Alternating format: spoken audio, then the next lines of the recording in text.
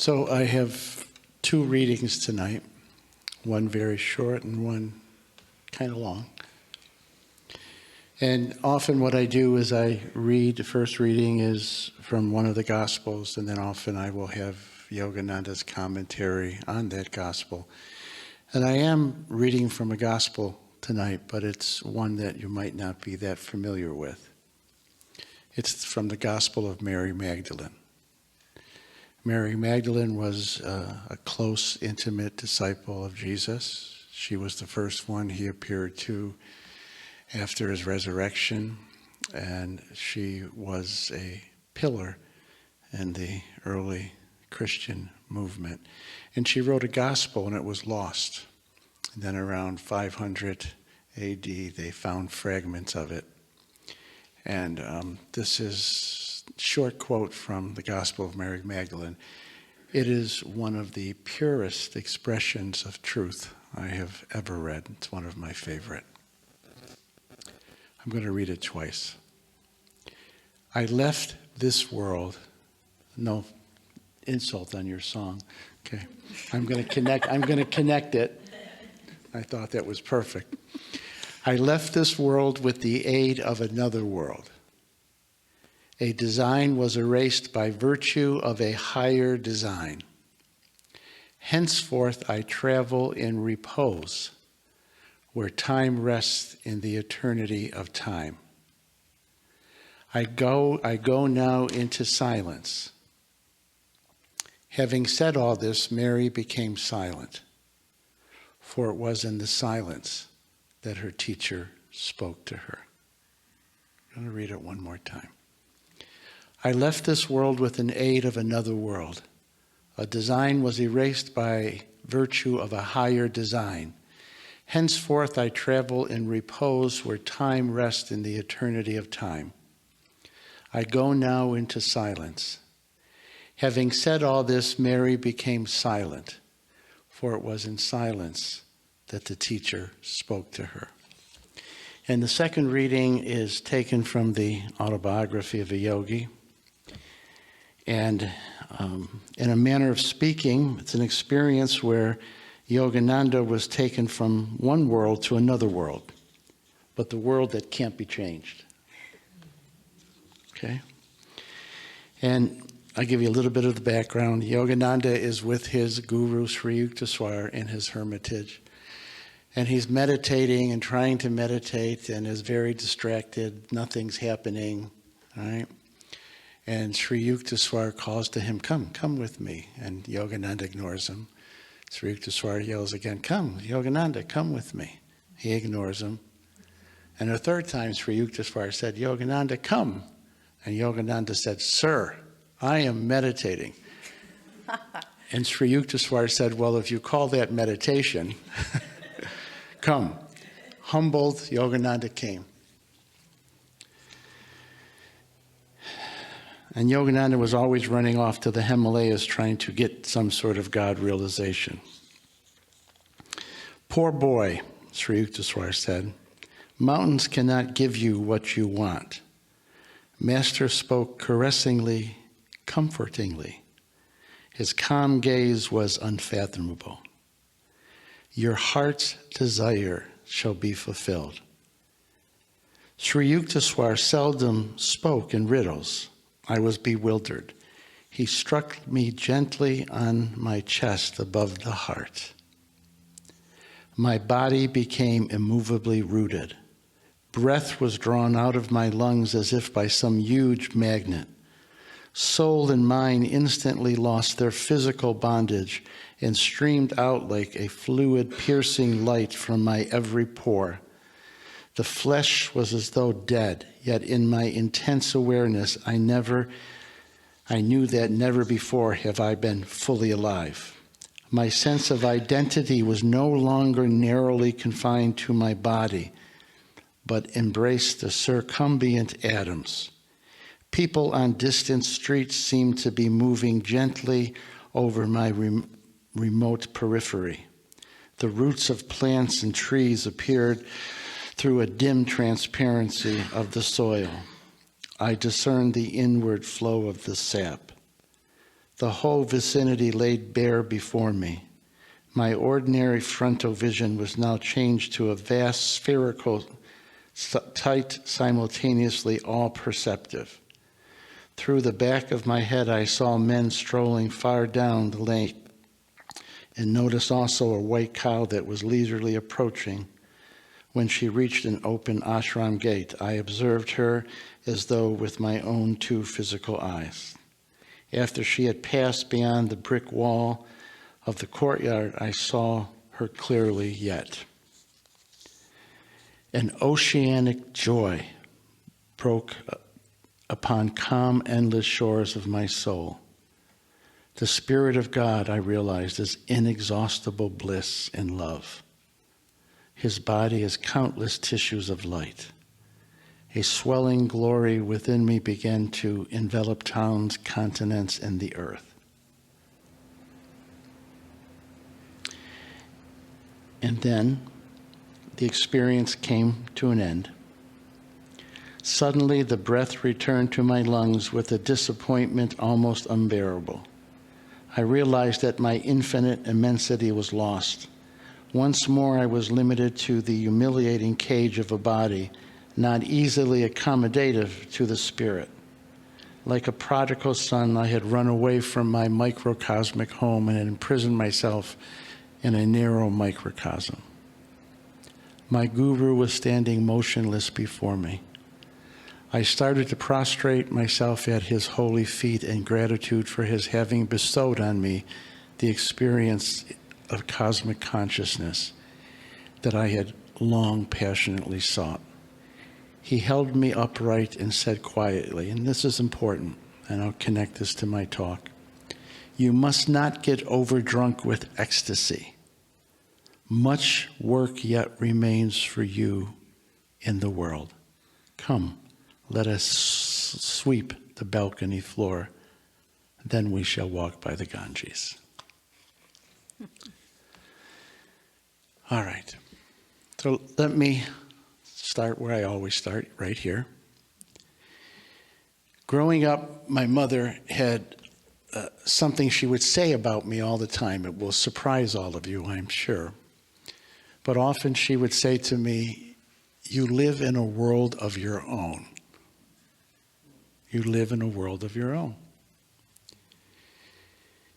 And what I want to say tonight is we all live in a world of our own. That's why your chant is so relevant. In yoga, they talk about these different worlds that we can inhabit. And this is more than just some sort of philosophical curiosity. The worlds that we inhabit determine the quality of our lives. They determine our destiny. They determine our future karma and our future dharma. So there are four general worlds that they talk about. The first world, most of us experience every night, is dreamless sleep. I talked about this last week. What we don't realize, when we're in dreamless sleep, we're actually very close to our soul. Then there's the dreams that we have in our sleep. And we know they're dreams, right? But when we're dreaming them, they feel real. Yogananda talks about a dream where he was being attacked by a tiger and he was terrified. And when he woke up, a dream. Then yoga talks about the conscious world. However, the conscious world, for most of us, is not reality. It's a distorted world. It's an illusory world. It's a world that is based on the perceptions of the ego. And therefore, again, it's always illusory. It's always distorted. It's a world based in isolation, separateness, division, tribalism. It's a world based on fear. And out of that fear comes greed, want, the will to power, the will to pleasure. That's the egoic world. And most of the time, many of us, that's our primary world. Look at the world around us. That's the world generally that a lot of planet Earth lives in. It's a world of suffering. The good news is it's not the real world. The good news, it's a distortion. None of us, until we're in the highest state of consciousness, none of us see reality as it really is. Yogananda said, if you die in a state of egoic consciousness, when you wake up on the other side, you look back at your life and you say, whew, I'm glad that dream is over. Again, it's a world based on a lens that distorts everything. Let me give you one example. Think of somebody that's on the other side of the political aisle. So if you're a Democrat, think of a Republican. If you're a Republican, think of a Democrat. And think of all the policies they stand for that you hate. Do you see that person as your brother and sister? Do you see them as an extension of yourself? Do you see them as another Christ, another Krishna? Or do you reduce them to some label, some ism, some category? That's a delusion. We're all drinking from the same well. The life that gives life to your body is the same life in them. The God that sustains you is the same God that is sustaining them. The spark of the divine in you is similar to the spark of the divine in them. Quantum physics tells us everything is connected, nothing is separate. I'm just trying to give you, I'm not trying to make you feel guilty, I'm just trying to give you a sense of what I'm talking about, that the egoic world is a world of illusion. And the perceptions that come are not real. Yet we believe it's real, and they guide us and they determine our lives. All right, so there's two other worlds I want to talk about tonight. And in Yogananda's, the reading from the autobiography of a yogi, you'll see pieces of it from his experience. And I'm going to use Francis of Assisi as my kind of metaphor tonight. Francis, if you don't know who he was a Catholic saint, lived in the 12th century. First half of his life, he lived a completely egoic life. We would say today he was into sex, drugs, and rock and roll. He was a narcissist, etc. He had a deep conversion experience in his early 20s that just sent him in another direction. And I'm going to tie this to the reading from Mary Magdalene. So he was living in a certain world. And he went off to battle. He was going to be this conquering hero. And the first day of the battle, he got imprisoned and spent 1.5 years in a dark, dungy prison. His father bailed him out. And he went through this really period of darkness. Now, why do I say that? If we're going to move from the egoic world to a more authentic world, from the egoic reality to a more authentic reality, usually it's accompanied by some kind of pain and suffering. See, the world that we think is real, that's not real, we try to squeeze all the happiness and fulfillment we can out of it until it doesn't work, and then we suffer.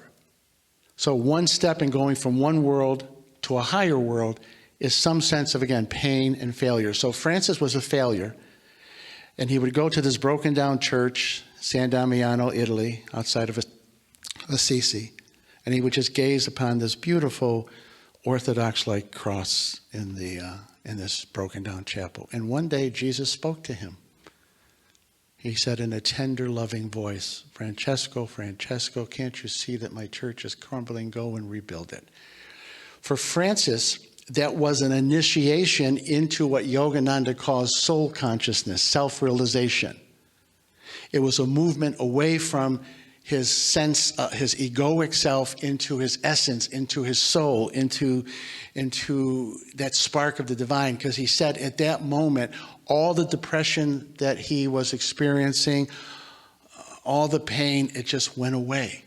And he was in a deep state of peace. So the first higher world that we graduate to, that we move towards, is, again, what Yogananda would call self-realization, where we experience who we really are. Not all the labels we have about ourselves, not all the diagnoses we have about ourselves, not who our parents told us we were, who we really are in the eyes of God. As the Buddhists say, the face we had before we were born, the very image of the divine. It's not a concept, it's an experience. And you know you're getting close to it because you begin to experience the peace that surpasses all understanding. You begin to experience joy. There's an inner world that you experience, going back to your song, that is indestructible. Because the peace and the joy and the love is not based on anything out there in the world. It's based on what is inside of you. And you begin to live from that. And so Francis began to live from that. But then he was being called to a higher world. Yogananda called it Krishna consciousness, Christ consciousness. I'll tell you how it happened. Again, it always involves some kind of discomfort, some sort of loss. You don't leave the old world unless it's not working for you, or until it's not working for you. So he's traveling down the road. He's got this inner peace, this inner sense of the divine. He's, happy, joyful. And he comes across a leper. And the leper is absolutely disfigured. And Francis was repelled. And he turned around and began to walk away. And then he heard Jesus speak to him, the same voice. And I'll paraphrase. He said, "Francis, don't you know the leper's me?" See, he was being initiated into a higher state of consciousness, that the God that was in him is also the God that's in everyone. Not just as a concept, but as a lived experience. So Francis turned around, approached the leper, kissed him on the lips, and bathed him and took care of him. Francis in that moment was initiated into this larger Krishna Christ consciousness, where God, the same God, again, the same God that is in me, the same divine energy and light that is in me is in everyone and everything. There are all these stories about Francis. The one I love to tell, I've told again and again. He and his friars are walking down the road, and there's a worm crossing the road, and he stops, and he said, "No, we have to let Brother Worm go first." That wasn't just a hallmark kind of nicety that Francis was saying. He felt an absolute oneness with everything that is, because he was one with everything that is. Now, we all have moments of this and we don't know it. So I'm going to tell you about an experience that I had recently in Italy when Vicki and I were there in Sicily. It's small, but I want you to see we get glimpses of this. But the problem is we don't stay there. We don't recognize it and we don't stay there. So Vicki and I, when we were in Assisi, we had an Airbnb, and it was above a fish market. And outside the fish market, there was a gentleman, I'll say it that way, who was selling pistachio nuts. Okay? Name was Paolo. And right away, my heart kind of went out to Paolo. He had one eye missing, and you could just tell life was tough for him. You could just tell it hadn't been kind to him. I love pistachios, so I bought a big bag of pistachios. But every day that we would go out, he tried to sell me more, and I'd say, "Paolo, I haven't eaten what I ate last night when I bought 2 days ago." But we would have a little exchange. And it was kind of heartful. And the day we were leaving, we brought our luggage down. We were waiting for our ride to come, and we were having a cup of cappuccino close to the fish market. And Paolo comes over, and he says, "Oh, you're leaving?" And I said, "Yeah." I said, "Would you like a cup of cappuccino?" And he said, "No, but would you buy me a beer? It's 10 o'clock in the morning." So I said, "Yes, Paolo, I'll buy you a beer." So the three of us are sitting there. Vicki and I are drinking cappuccino, and he's drinking a beer. And my Italian's not that good. His English isn't that good. But we had this heartful connection. And then there were a bunch of flowers there. And Vicki said, "Is there a funeral?" And he said, "No." And he got very sad. And he said, my boss died, and this is his funeral today. And I think Vicky and I just felt this moment of communion with him. And one of the last things I said to him in my very poor Italian, you are my brother. And he said, you are my brother. And then he paid me a compliment. He goes, how old are you? And I said, well, I'm in my late 60s. You're still built like a bull. So he has a friend for life. But what I'm just trying to say was there was this moment where my heart opened, his heart opened, Vicky's heart opened. And that was a flash of Christ consciousness. He really felt like a brother. And there was a genuine love in that moment. Now, the difference between us and Krishna and Christ and Anandamoya Ma, they live there all the time. That's their dominant consciousness. That is their home. That's the world that they live in. And that is the real world. There's no distortion. They're 100% in that Christ consciousness. They see the unity of all things, the oneness of all things. There is no fear in that world. There is no scarcity. Everything is seen as synchronistic and guided by the love and the wisdom of God. There are no coincidences. Everything is united and works together. And when you're in that state of consciousness, because you're one with creation, you're one with the laws of nature, you're one with the God that permeates everything, you can do things that most people can't do. I'll tell you another story. It's a true story of a yogi in India. And he had an ashram in the forest woods of India, and one of his disciples was with them staying in a cottage next to the guru's. And the disciple one night looked out the window, and he saw his guru petting wild tigers. They were like little kittens. So the next morning he said to his guru, I'm going out tomorrow night with you and pet the tigers. And the guru said, no, I don't think you should do that. He said, well, you can. He said, well, that's because I'm 100% love. You're 80% love, which is good, but they'll eat you if you're not 100% love. Okay? So I want to give you some hope. We all have moments of that world, of the inner world. You have moments of peace that don't make any sense, moments of joy that bubble up, moments of intuition and wisdom that bubble up. That's self-realization. And don't you have moments where you feel the unity with other people, you feel the suffering with other people, you feel the oneness, you intuit the oneness of everything? Moments where you feel like you're becoming love and your whole life is guided by the force of truth. We all have those moments. So you have these instances of Christ consciousness. This is the good news. You may think about being there 100% of the time, all the time, and that may seem daunting. It is daunting. But this is how it works. We go from 1% to 2% to 3% to 4%. Soon we're there half the time. And then we go more and more and more. And everybody in this room is destined to be there 100% of the time. It's our destiny. God created it for us. You know what the second coming of Christ is going to be, Yogananda says? It won't be Jesus coming on clouds. It won't be the rapture. That's terrible theology. It'll be when enough of us are in Krishna consciousness. Enough of us are in Christ consciousness, where it begins to permeate all of the world. That will be the second coming of Christ. And we're all called to be Krishna, to be Christ.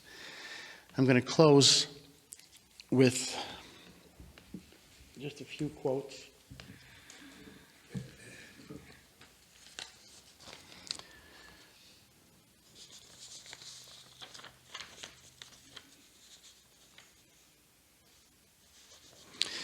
First quote, actually I'll just close with this quote.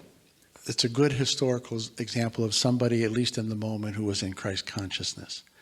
This is Dr. Martin Luther King. He had very intense moments. I don't think it was his permanent home, 100%. but he had very intense moments of being in this Krishna Christ consciousness. His I have a dream speech is a manifestation of Christ consciousness. So I want to read it, parts of it to you.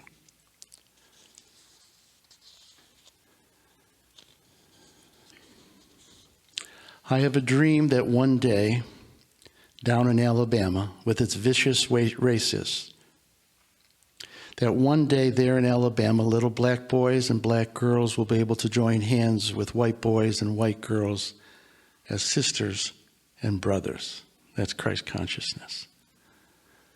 When we talk about soul force, that was a term he used in the speech. We're not talking about a force that comes from the powerful muscles of the arms and legs.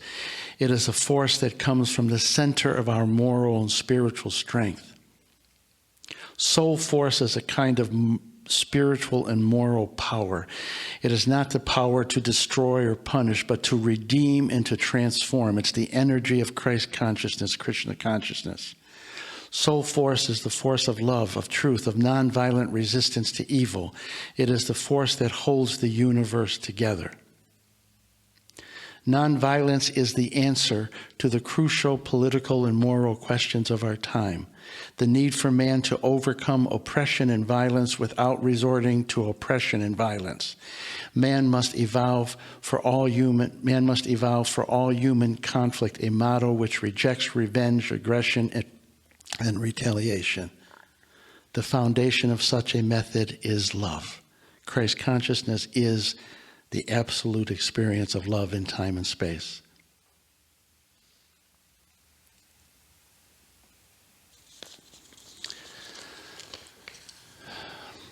So I'm going to give you two little simple practices.